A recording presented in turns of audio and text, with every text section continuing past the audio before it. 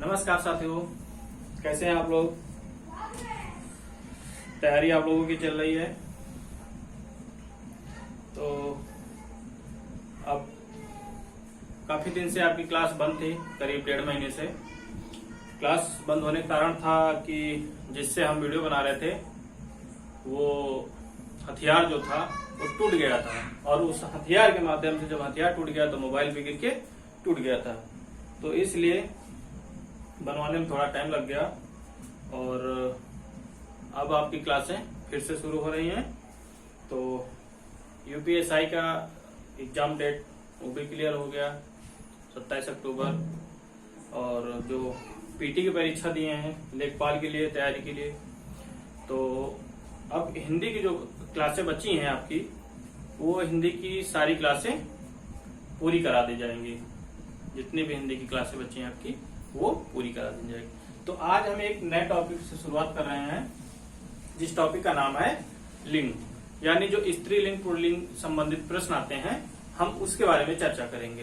Paper में 1 या 2 question इससे आते ही हैं कि कौन सा स्त्रीलिंग है कौन सा पुल्लिंग है।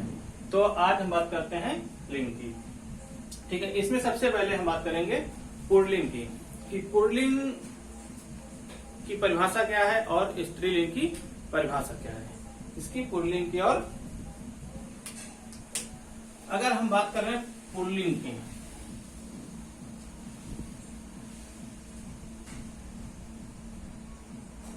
इसकी बात करें पुल्लिंग की, तो पुल्लिंग की अगर परिभाषा की बात करें तो परिभाषा इसकी हो जाएगी जिन शब्दों से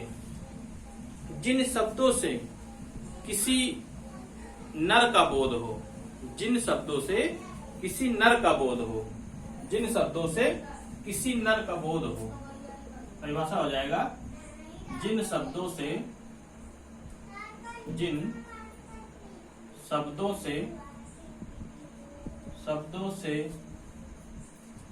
किसी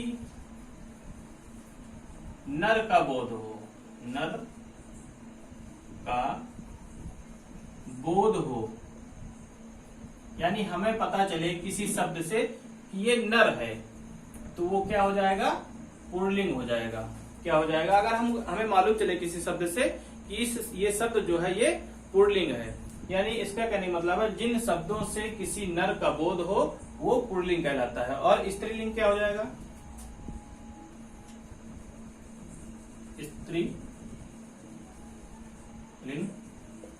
अगर स्त्रीलिंग की बात करें हम, तो स्त्रीलिंग की परिभाषा क्या हो जाएगी, जिन शब्दों से मादा का बोध हो, जिन शब्दों से मादा का बोध हो, यानी जिन शब्दों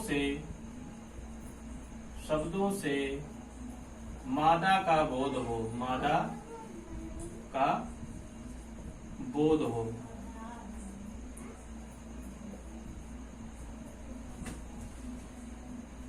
जिन शब्दों से मादा का बोध हो, यानी अगर मादा शब्द का बोध हो रहा है तो इसका मतलब वो स्त्रीलिंग है, और नर का बोध हो रहा है तो इसका मतलब वो पुल्लिंग हो।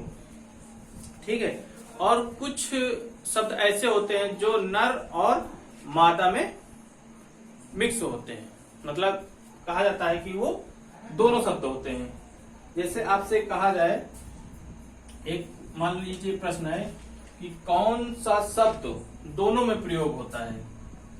आपसे कहा जाए कौन सा शब्द दोनों में प्रयोग होता है, दोनों में प्रयोग होता है। ऐसे भी शब्द आते हैं, आपसे पूछ लेता है कि कौन सा शब्द ऐसा है जो नर और मादा दोनों में प्रयोग होता है। आपको ऑप्शन दे देगा, जैसे कि शेर है, शेर, या फिर हाथी, या फिर आपका लकड़बग्घा, और चौथा है आपका घोड़ा, चौथा है आपका घोड़ा। इसमें आपसे पूछ लेगा कौन सा शब्द दोनों में प्रयोग होता है, यानी स्त्रीलिंग और पुल्लिंग दोनों में प्रयोग होता है। तो इसमें कौन सा हो जाएगा? शेर। शेर का एक अपना इसकी पहचान है कि कौन सा किस लिंग का है। हाथी का भी अपना पहचान है, घोड़ा का भी अपना पहचान है। लेकिन लकड़बग्घा शब्द जो है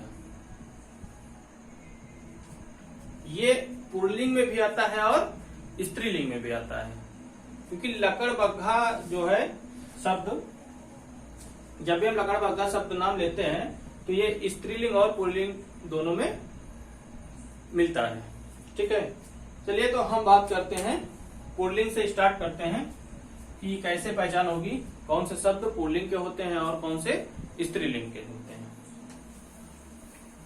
पुल्लिंग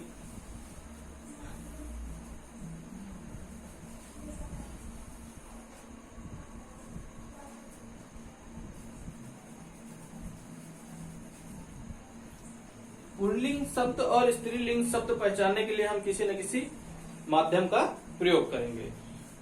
जैसे सबसे ज्यादा पूछा जाता है पुल्लिंग में कि पुल्लिंग जो सबसे ज्यादा इंपॉर्टेंट है पुल्लिंग में, दूध दही पानी घी तेल। दूध दही पानी घी और तेल।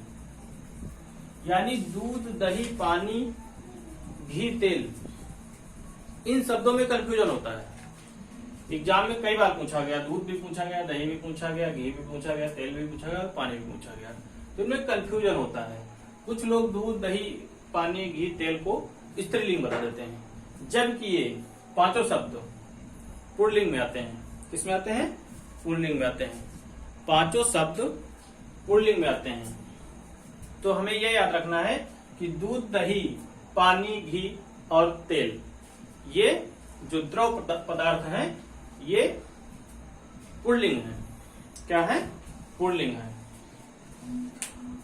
जैसे आपसे कहा जाए कि जो नगरों के नाम होते हैं, कौन से?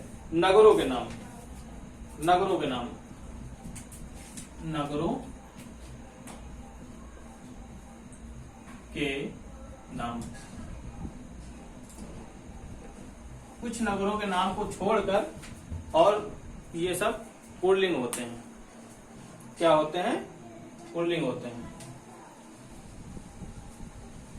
जैसे आपसे नगरों के नाम पर देखा जाए तो जिनमें नगरी शब्द लगा होगा, जिन नगरों के नाम में नगरी शब्द लगा होगा वो स्त्रीलिंग होंगे।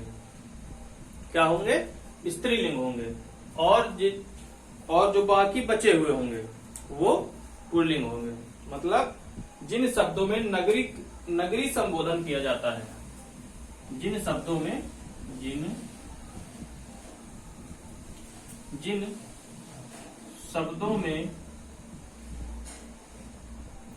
नगरी यानी ये जो नगरी है, नगरी संबोधन किया जाता है। क्या किया जाता है? संबोधन किया जाता है। किया जाता है, वह स्त्रीलिंग होते हैं। क्या होते हैं? वह स्त्रीलिंग होते हैं। वह स्त्रीलिंग होते हैं। यानी जहां पे नगरी शब्द का प्रयोग हो जाए, अगर किसी नगर के नाम में नगरी शब्द प्रयोग हो जाए तो ये समझ लीजिए वहां पर स्त्रीलिंग है। अगर आपसे पूछ ले किसी भी नगर के नाम में अगर नगरी लगा हुआ है और पूछ ले कि ये क्या है, स्त्रीलिंग है या पुल्लिंग है, तो आपको सीधा सीधा बताना है कि नगरी शब्द लगा है, इसका मतलब वो स्त्रीलिंग है। और इसके बाद, नगरी के बाद जो बचे हुए नगरों के नाम हैं वो पुल्लिंग में आ जाते हैं। बचे हुए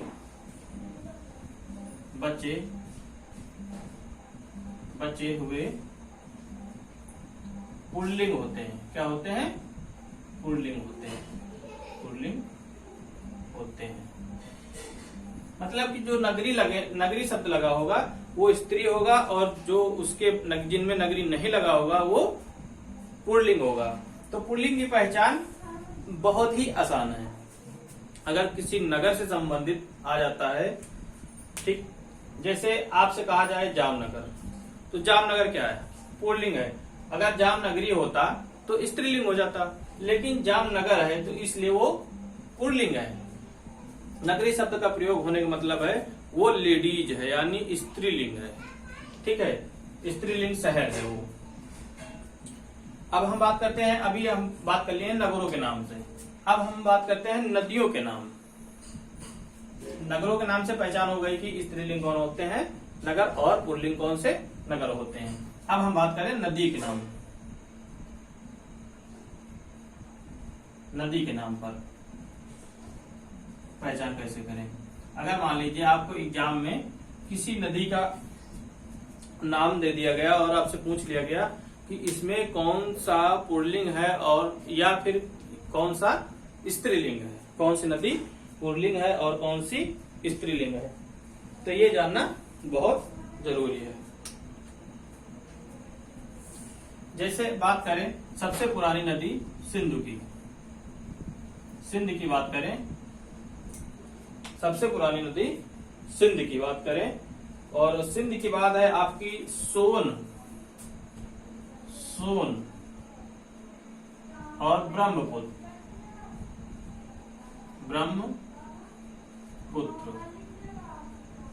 ये तीन नदी जो हैं, सिंध, आपका सिंध, सोन, ब्रह्मपुत्र, ये तीन ही ऐसे नदियां हैं जो पुल्लिंग हैं।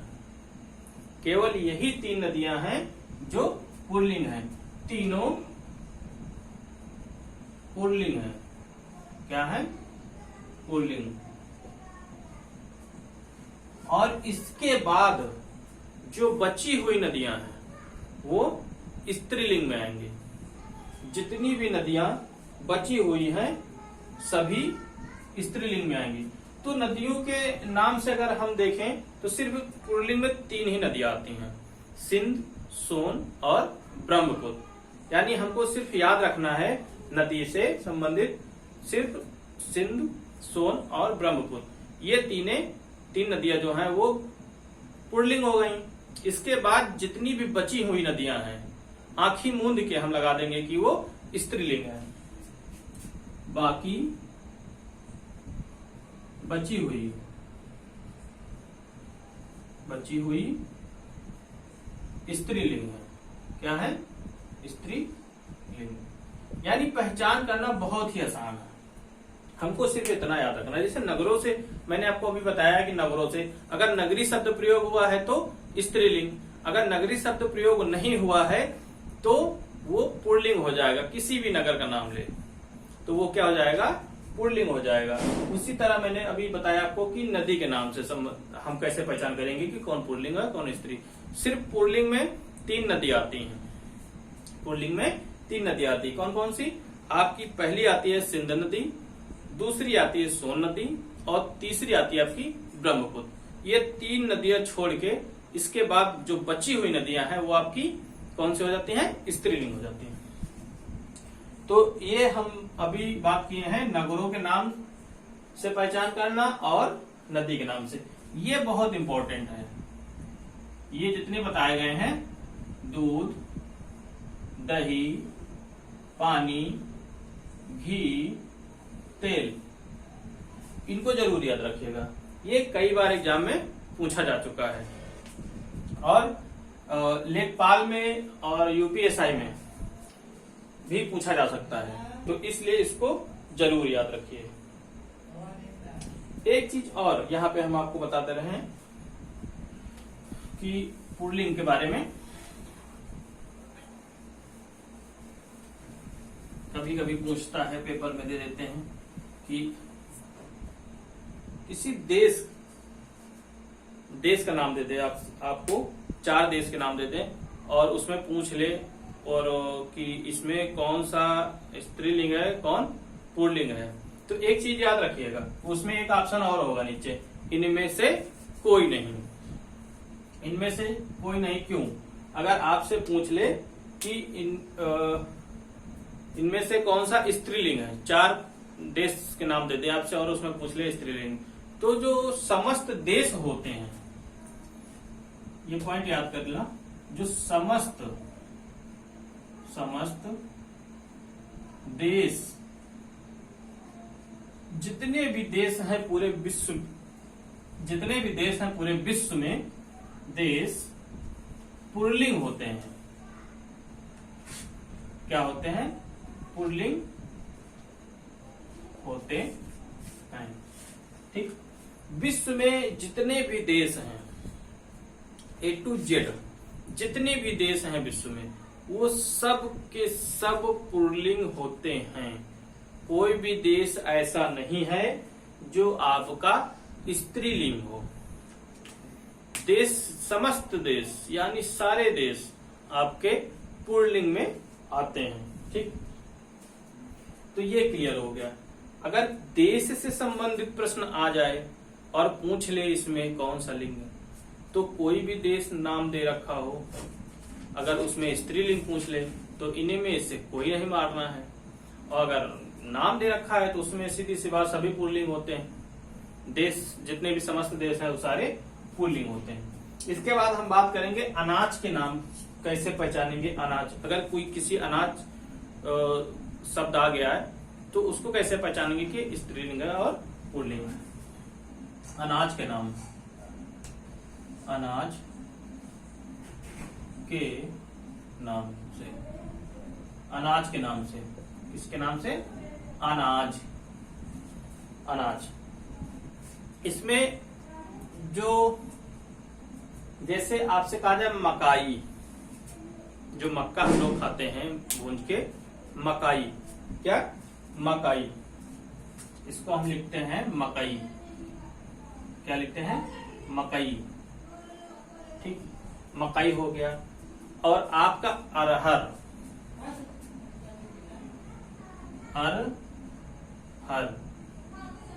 अरहर की बात आपका मूंग है, मूंग, मकई, अरहर, मूंग। ये तीनों अनाज में, सिर्फ अनाज में यही तीनों है ऐसे हैं जो स्त्रीलिंग है। यही तीनों ऐसे हैं जो स्त्रीलिंग होते हैं। क्या होते हैं? स्त्रीलिंग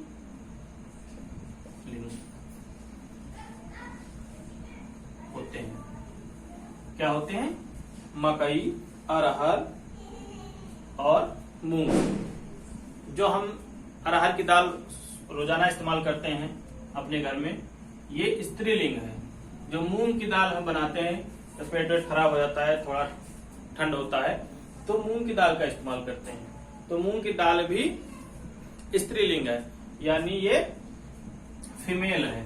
और जो मकई हम भूंज भूंज के खाते हैं, ये भी मकई भी स्त्रीलिंग है, यानी ये तीनों लेडीज हैं। लेडीज कह सकते हैं, स्त्रीलिंग मतलब लेडीज कह सकते हैं, मादा है वो हम लेडीज कह सकते हैं। यानी मकई, अरहर और मूंग।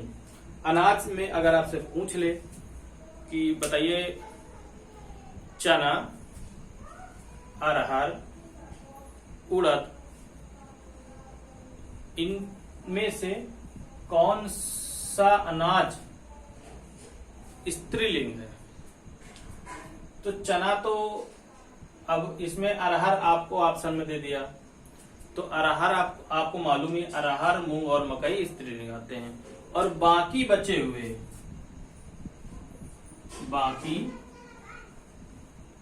हुए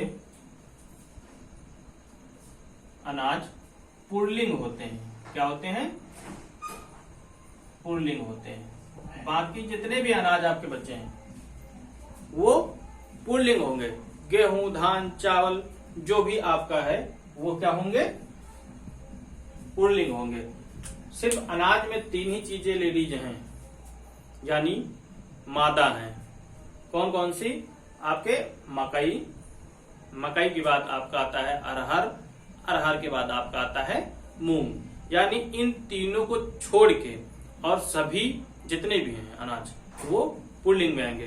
काफी आसान है याद करना, मतलब 3 को याद कर ले हम कि ये स्त्रीलिंग है, इसके बाद जितनी भी बची हुई हैं वो पुल्लिंग है। ठीक है, तो ये हो गया अनाज के नाम पर। इसके बाद हम बात करते हैं पेड़ों के नाम पर। पेड़ों के नाम से भी क्वेश्चन बनते हैं। पेड़ों के नाम से पेड़ लिख देते हैं, पेड़ों मतलब वो हो जाएगा ना मीठा वाला पेड़ों के नाम से नहीं, पेड़ के नाम से। किसके नाम से? पेड़ के नाम से। नहीं तो यहाँ पता चले कि पेड़ों के नाम से हो जाए तो गड़बड़ हो जाएगा ना, मीठा वाला नहीं, पेड़ के नाम से।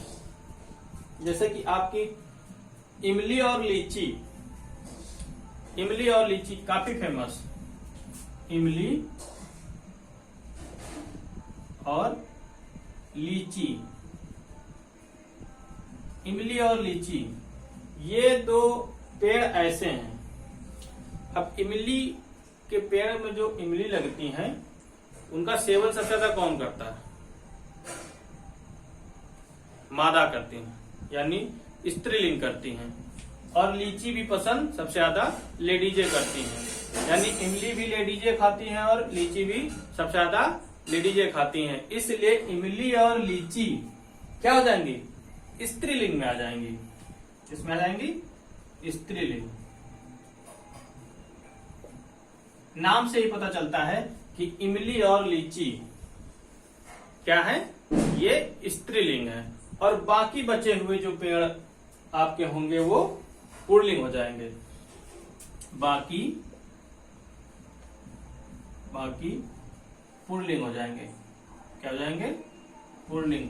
कोई भी पेड़ हो, आपसे किसी भी पेड़ के बारे में पूछ ले, इमली और लीची को छोड़ के अगर पुल्लिंग में पूछ ले तो आंख बंद करके आपको लगा देना है। लेकिन ऑप्शन में ध्यान रखना है कि इमली ना हो और लीची ना हो, क्योंकि इमली जो है ये स्त्रीलिंग है और लीची जो है स्त्रीलिंग है, यानी दोनों मादाएं हैं। तो इन शब्दों से हमको क्या हो रहा है?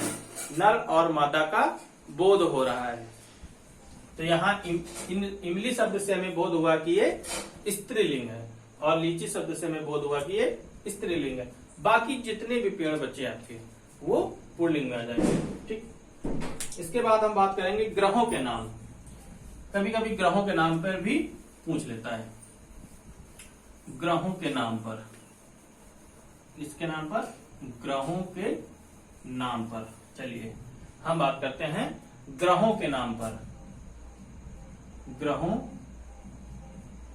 के नाम पर अगर हम नोट्स बना ले तो थोड़ा आसानी होगा। नोट्स आप लोग बना लीजिए ताकि इनको याद करने में काफी आसानी होगा। हम चाहते हैं कि एक ही वीडियो में ये पूरा समाप्त हो जाए, आपका एक ही वीडियो में पूरा समाप्त हो जाए।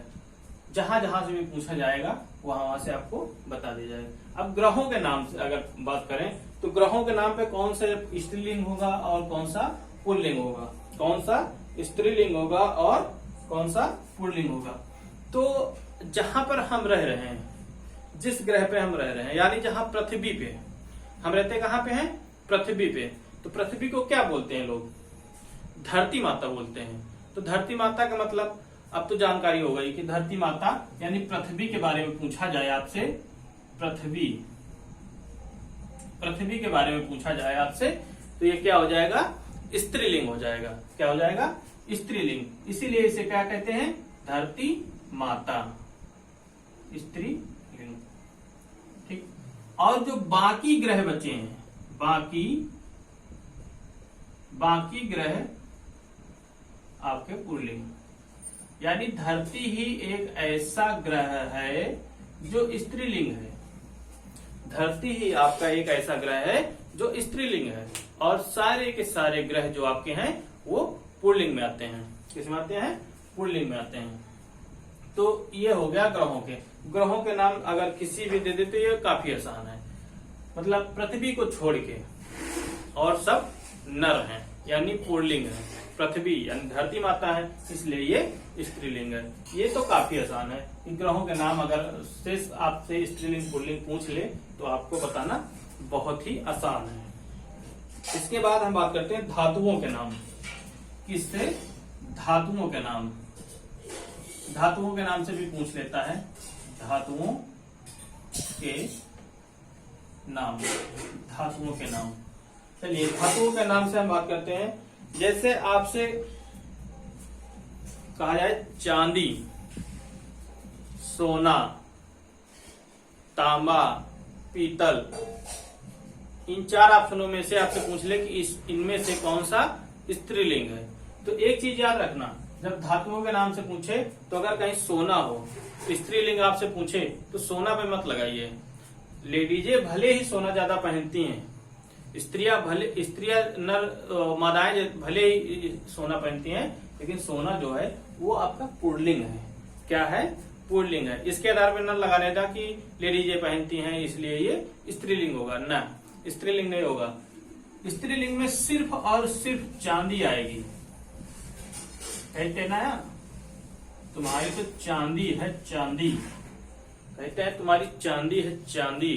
तो चांदी ही सिर्फ ऐसी है जो स्त्री की है, यानी स्त्रीलिंग की है, स्त्रीलिंग की, यानी चांदी जो है वो नर है, चांदी स्त्रीलिंग है।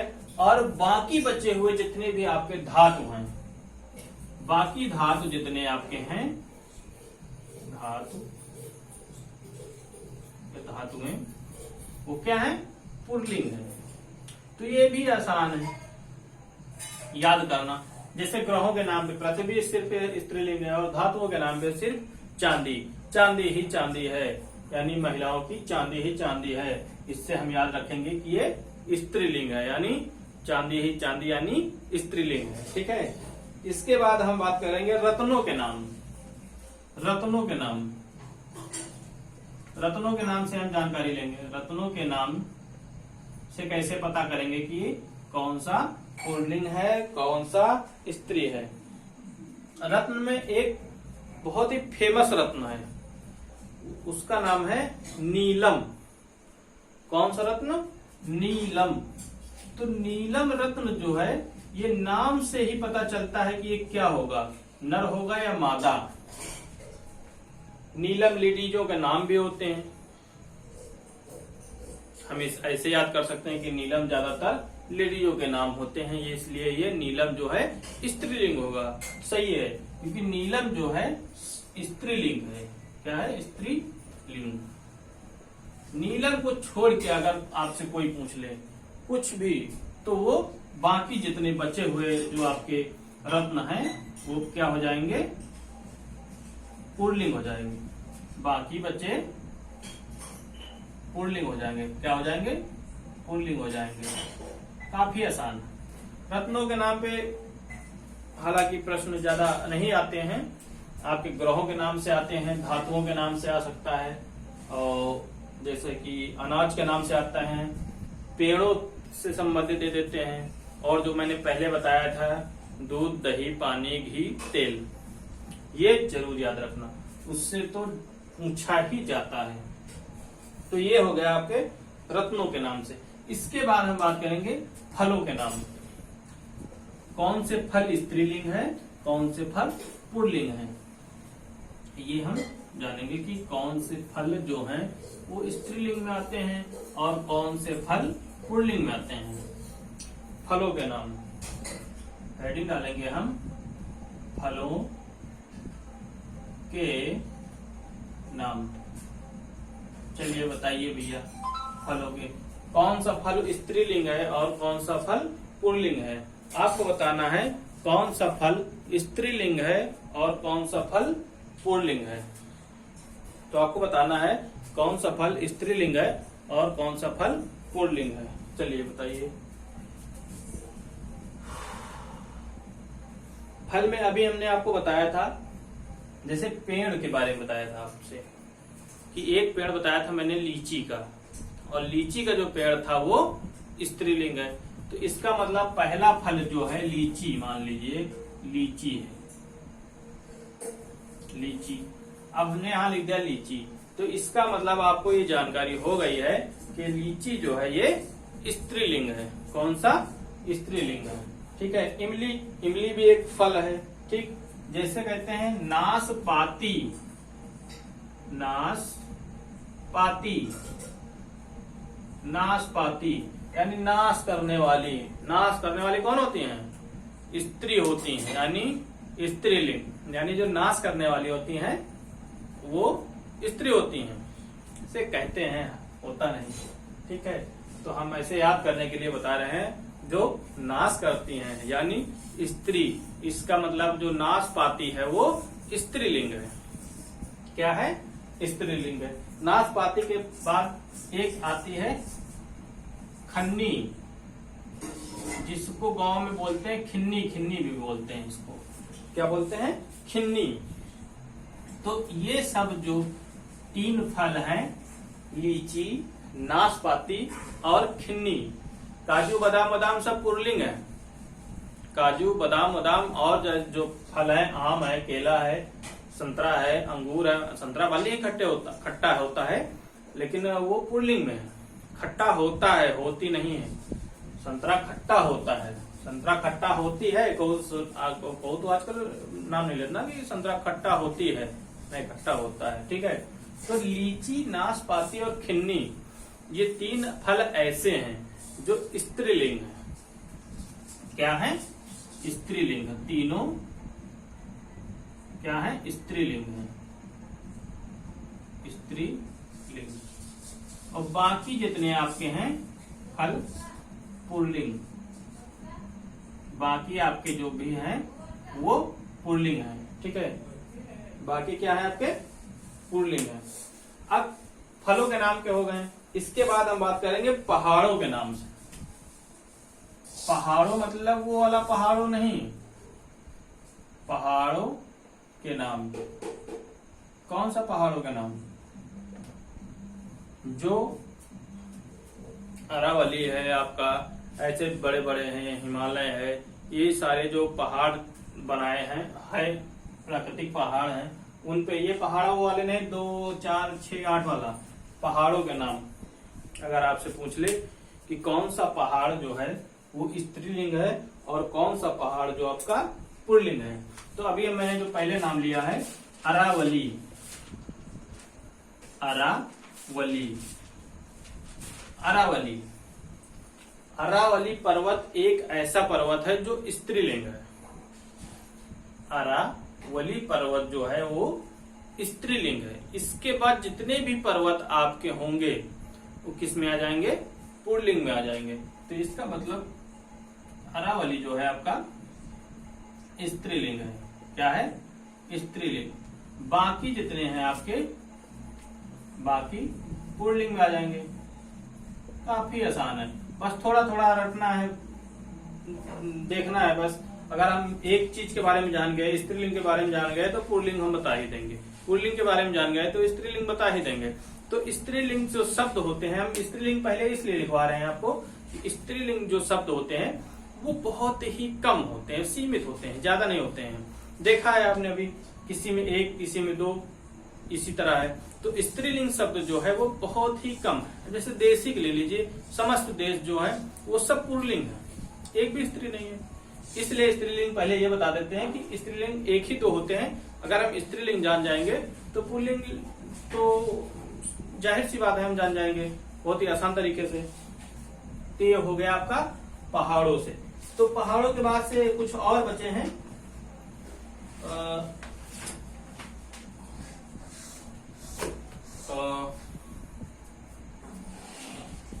तो ये हो गया आपके पहाड़ों के नाम से। हम चाहते हैं कि वाक्यों संबंधी जो वाक्य आते हैं उससे भी हम आपको बता दें कि स्त्रीलिंग और पुल्लिंग की पहचान कैसे करते हैं। ठीक है, तो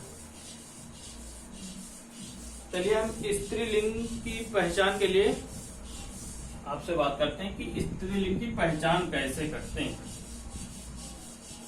कि कौन सा स्त्रीलिंग है उसकी पहचान कैसे करते हैं। मतलब स्त्रीलिंग की जो पहचान करनी होती है वो कैसे करते हैं, उसके बारे में हम बात करते हैं। इसके बारे में, स्त्रीलिंग के पहचान के बारे में। तो आज हम बात करते हैं स्त्रीलिंग के पहचान के बारे में। इसके बाद फिर आगे हम बात करेंगे स्त्रीलिंग की पहचान।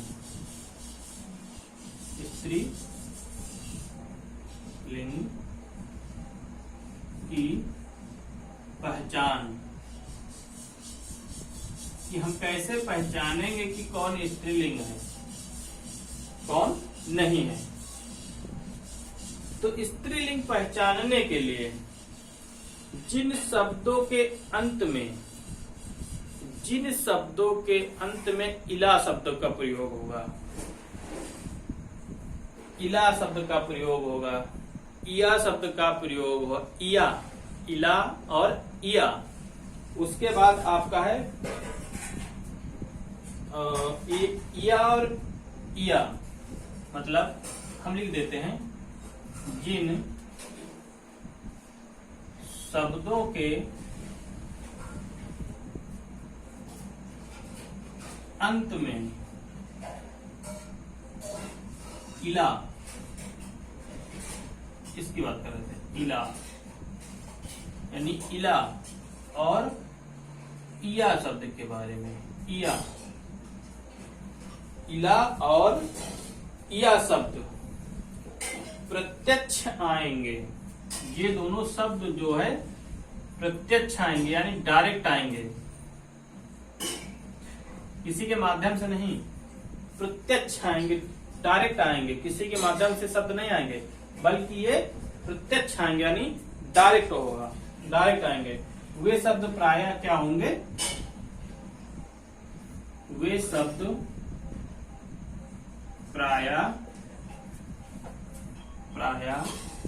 स्त्रीलिंग होंगे, यानी स्त्रीलिंग की पहचान करने का एक ही उपाय है कि इला शब्द का प्रयोग होगा या इया शब्द का प्रयोग होगा, और वो भी प्रत्यक्ष रूप से आएंगे, तब वो स्त्रीलिंग होंगे। कौन से होंगे? स्त्रीलिंग होंगे। तो स्त्रीलिंग पहचान करने का तरीका आपको बताते हैं। स्त्रीलिंग की पहचान आपको बता दिए हैं। स्त्रीलिंग में जैसे कि महिमा होता है, महिमा,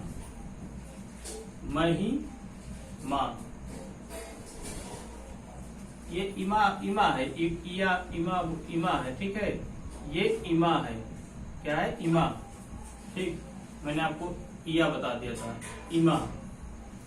तो देखिएगा, महिमा एग्जाम्पल है ये, ठीक है, कि कैसे पहचानते हैं इला और इमा शब्द का प्रयोग करके। इसको हम सही लिख देते हैं इमा, ठीक है। तो देखिए, जैसे मैंने ये शब्द लिया महिमा शब्द, तो आप महिमा शब्द पढ़िए, महिमा, तो लास्ट में क्या आ रहा है? इमा आ रहा है, अंत में क्या आ रहा है? इमा आ रहा है। और इसमें कहा गया है जिन शब्दों के अंत में इला और इमा आएगा प्रत्यक्ष रूप से, वो स्त्रीलिंग होंगे। यानी महिमा,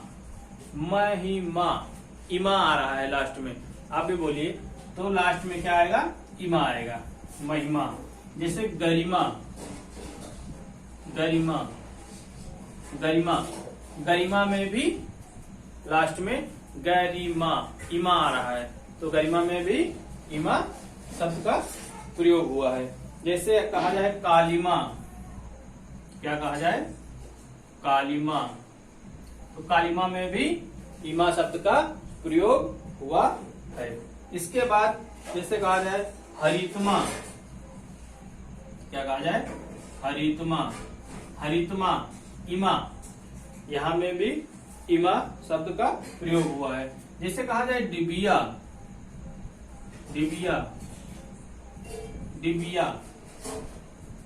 ठीक है, यहाँ पर एक इमा या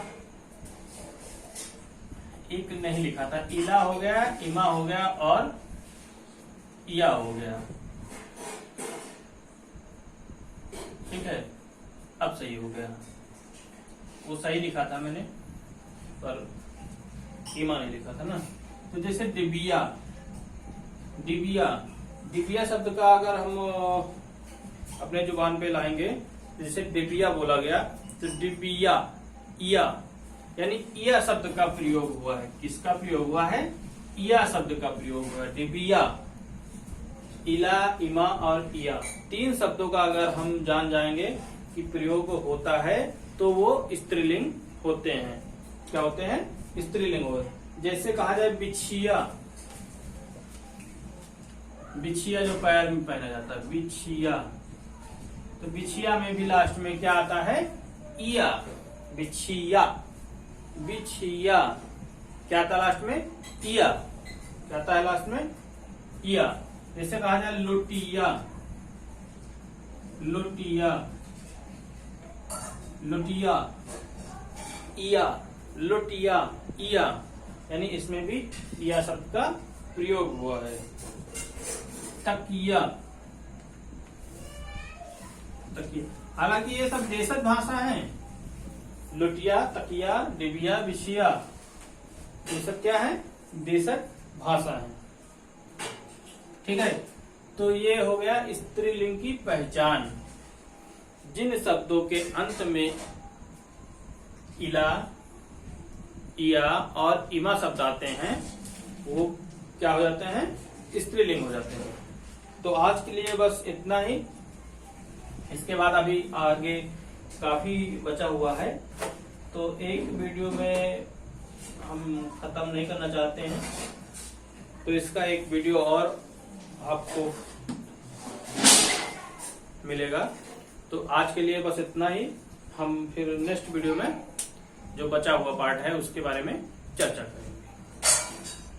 गुड नाइट, शुभ।